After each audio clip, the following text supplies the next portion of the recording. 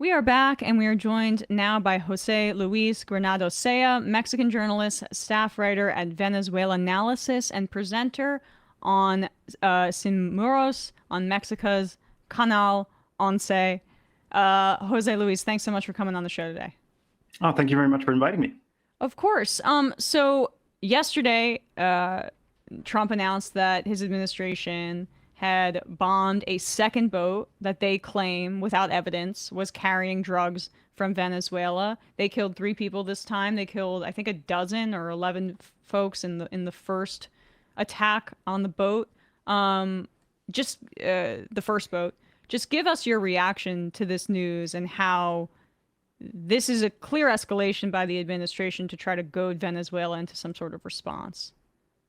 Absolutely. I think this is very much the intention. I think what we're seeing is the United States once again acting in a rogue fashion in the region in order to advance its interest. I think these attacks on these boats, even though they're in an international water, according to the US government, clearly constitute a violation of international law and also a huge violation of the sovereignty of Venezuela, because this is clearly aimed at them. What we're seeing is extrajudicial executions carried out by the Trump administration as part of a broader agenda that goes back to previous governments. We're talking Biden, Trump, Obama, aimed at intimidating and ultimately trying to oust the government in Venezuela in order to cut away and damage their influence in the region. Because as much as Venezuela has suffered greatly under the US-led sanctions campaign, obviously we've seen the fallout of that with the migration crisis, well, it still represents a threat to US hegemony in the region. And that's why they acted the way that they are. But this is definitely an escalation. And I think that's the most worrisome part, is what's next? I mean, the first attack was worrisome, but this second one, I think now we can say constitutes a pattern. And that pattern is forming US policy in the region now, which is that they're willing to do anything up to and including violations of international law. Well, 5 US F-35 stealth jets were dropped off in Puerto Rico on Saturday, and this attack on the second boat happened on Monday. What are you hearing about this show of force by the United States, and I would argue belligerents, but like what they're also trying to indicate really militarily, and in addition to these attacks on the boats to the Venezuelan government?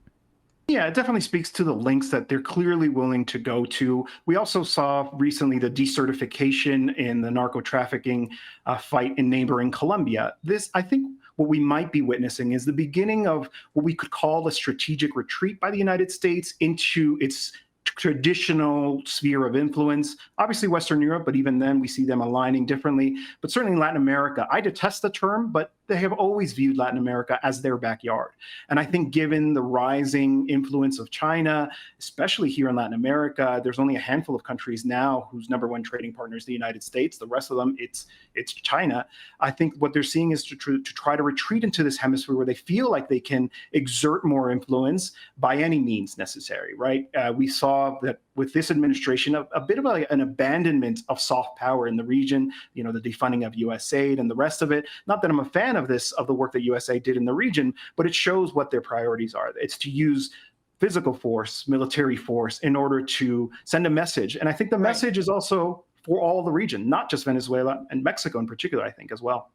Well, I'd love for you to expand on that point about Mexico, because I hadn't considered that. But I just, it's funny that they're trying to present this as like a shift in U.S. foreign policy. And I guess it is, but it's more, as you say, a return. Because while our interference in Latin America may have been in the form of coups and in the form of like the CIA doing these covert actions that were just as bloody, this is, I guess, just a open display where there's a lot of those things in the administration where it's like they take the things that left-wing folks were critical of, like U.S. empire about or whatever, and they just own them and expand upon them. And it feels like open militarism with Venezuela is an admission of the policies that you described, the sanctions regime of previous administrations, the attempts to overthrow Maduro's government.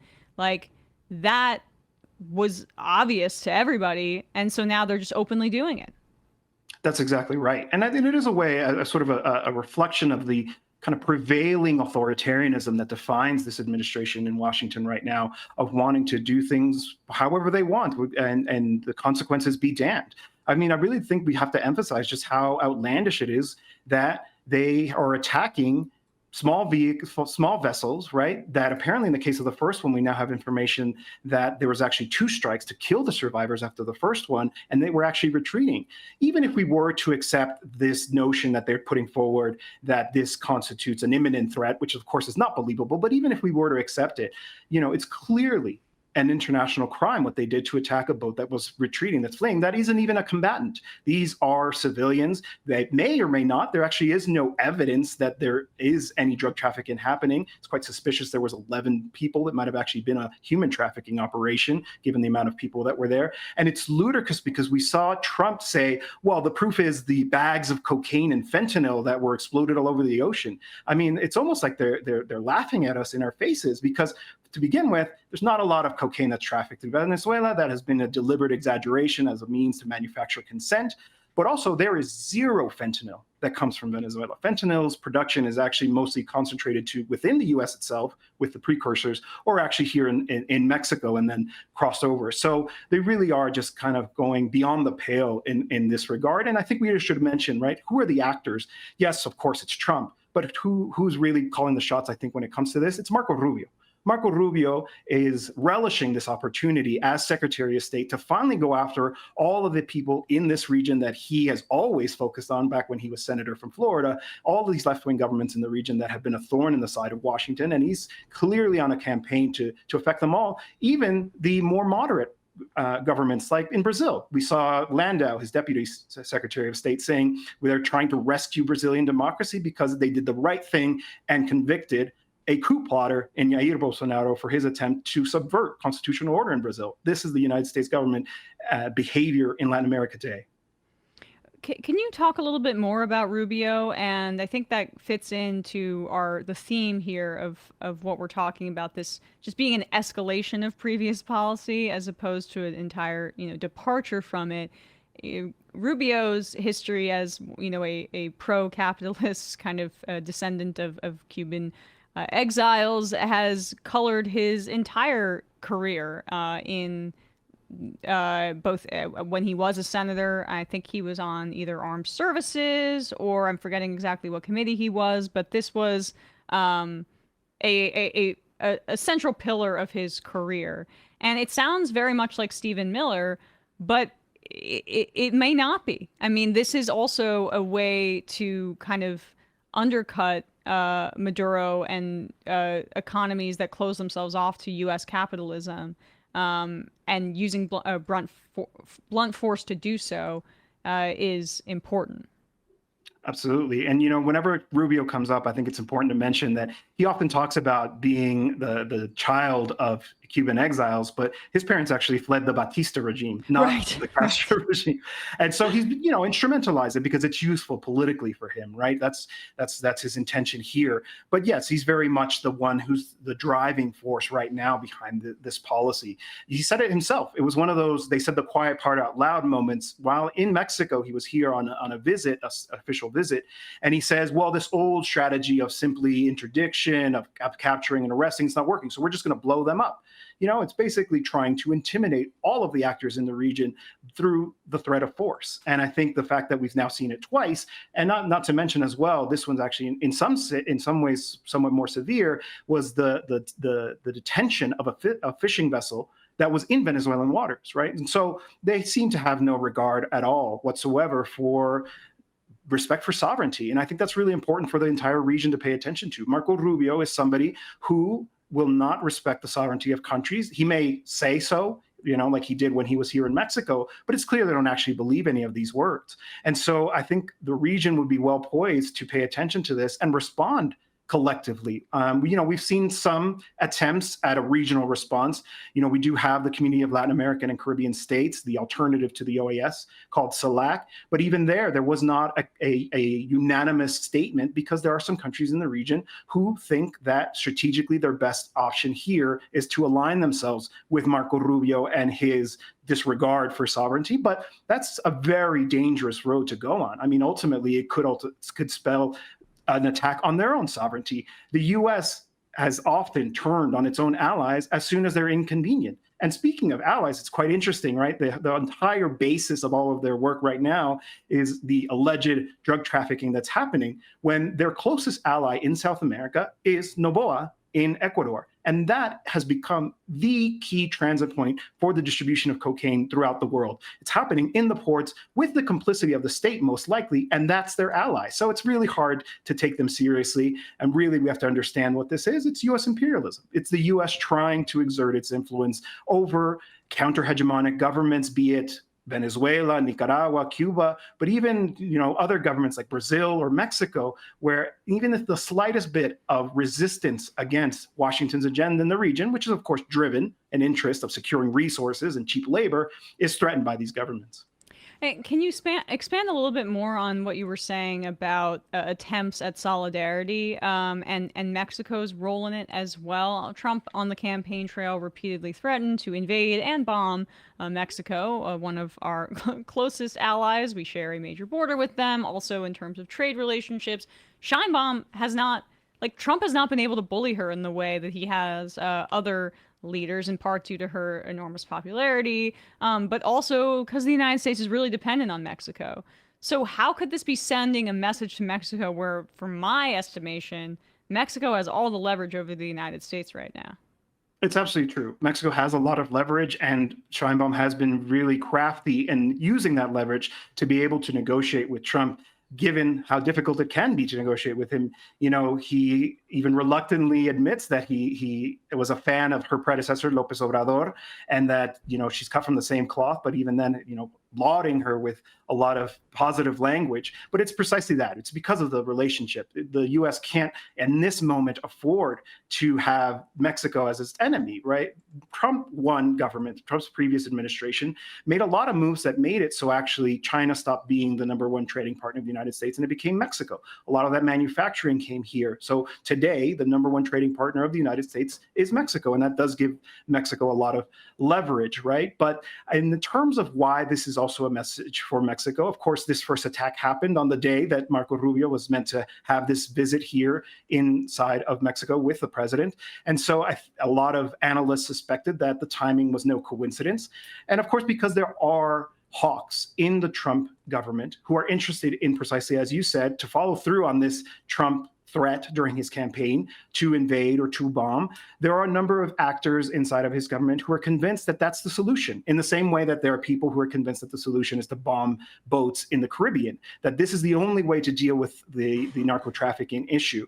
Of course, that's a red line for the Mexican government. Any violation of the Mexican sovereignty would basically spell the end of the U.S. relationship with Mexico. I mean, it is a line that cannot be crossed, and if it is crossed, I mean, you can say goodbye to all cooperation on the border, on migration, around trade, right? It would be devastating. And that, of course, would have an impact, right?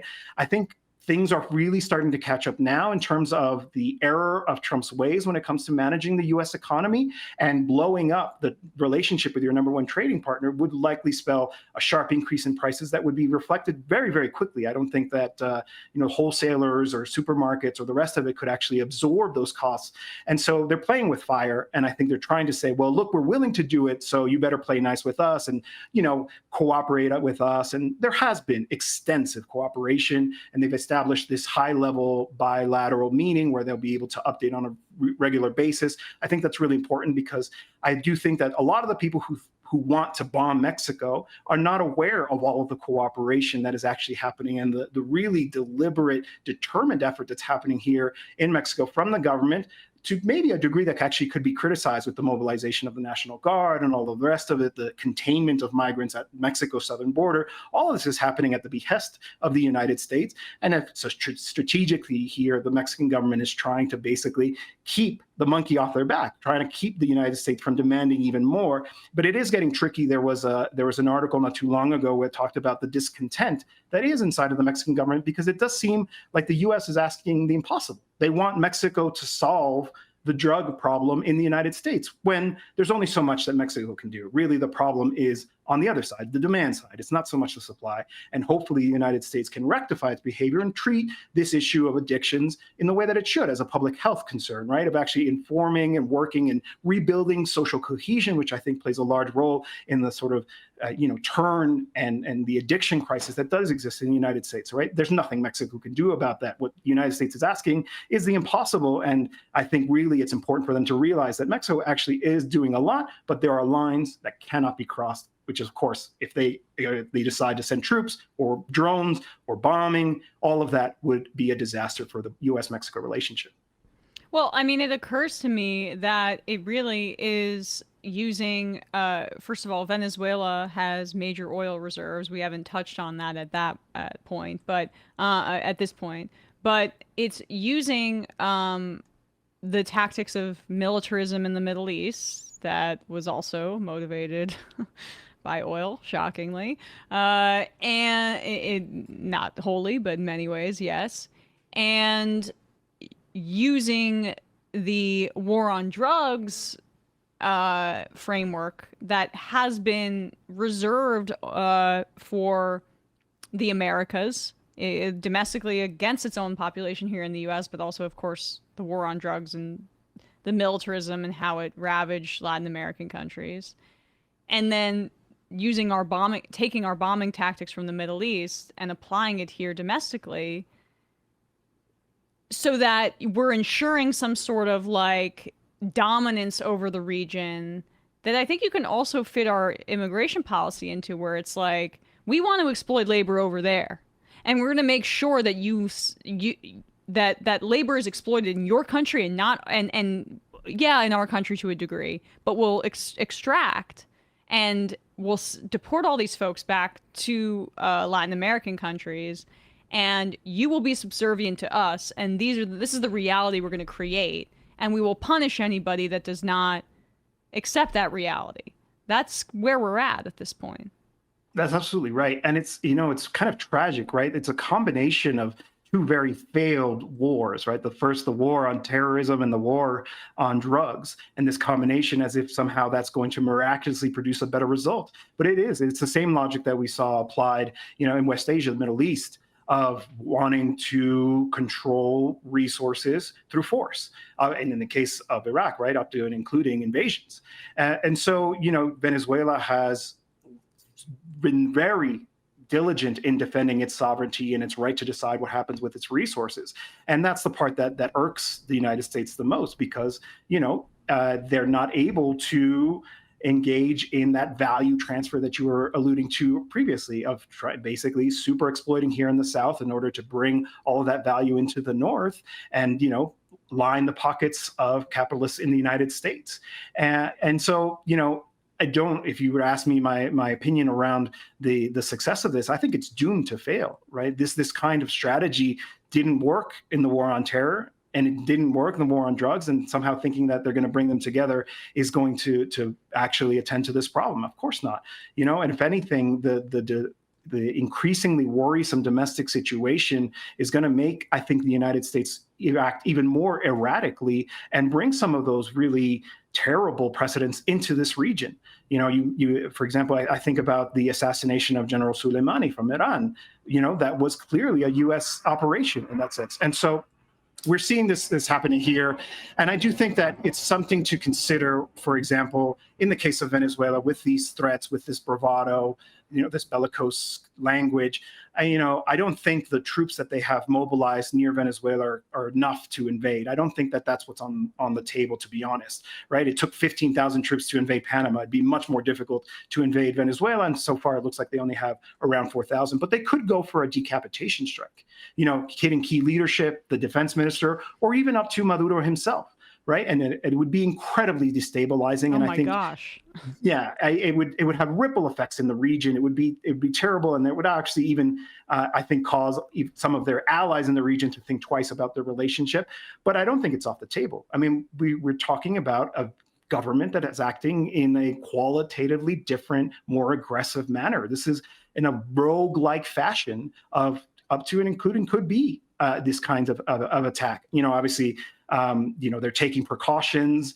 But, I was just talking with my colleague, Sira Pascual Marquina from Venezuelanalysis, and she made a really good important point that I wanted to bring here, which is that, as much as Maduro and Padrino and Diosdado Cabello, these key figures in Venezuela have to protect themselves, it's also important that the people see them, right? Because Venezuela's military doctrine, this anti-imperialist doctrine, is about the union of the armed forces with the population. The population has to see their leadership out there. So there's only so much they can do. It's not like they can hide in a bunker all day because of this threat. And so, there is this risk. But of course, speaking of the Venezuelan population, we've seen their response to these threats, seeing them sign up to join the Bolivarian militia. We've seen them doing training exercises. Their doctrine is very much like the armed force. If there is an invasion, they will call on the millions of people who form that part of the militia to defend their country. And I think you very much would see that, right? If anything, it would just provoke greater unity for a government that obviously is dealing with economic fallout as a result of U.S. sanctions. Well, not that I would expect the Trump administration to be aware of this kind of thing, but there is a deep and rich history and understanding in Latin America about the United States' role in overturning democratically elected governments. And if we were to just, we did so and have done so many times under with some level of plausible deniability, at least like that was the CIA's perspective on it, we're going to just openly assassinate people associated with Maduro. If that's on the table, my concern is that I would imagine that Venezuela is starting to prepare and have some sort of training, right? That we don't know how this administration can justify anything. They could say these are the narco-terrorist training when it's just clearly Venezuelan troops needing to ready themselves because of threats from the world's largest military right in their backyard. To flip the phrase. Yeah. I mean, they would use any kind of justification. I think that's part of what we're seeing right now, to be honest. I think that's what we're, what they're building for. They're literally trying to manufacture consent in this sense. And I bring it up because I saw this extraordinary image from an article from Juan Forero from the Wall Street Journal, which was this map of, sort of the Caribbean region and all these arrows shooting out of Venezuela to try to give this impression that Venezuela is the center point of drug trafficking in the region. It's not true whatsoever. The DEA says it. The UN says it, right? All of this is trying to kind of lay the foundation. They want to see, for example, how much criticism are they actually going to receive domestically for these actions that they're taking.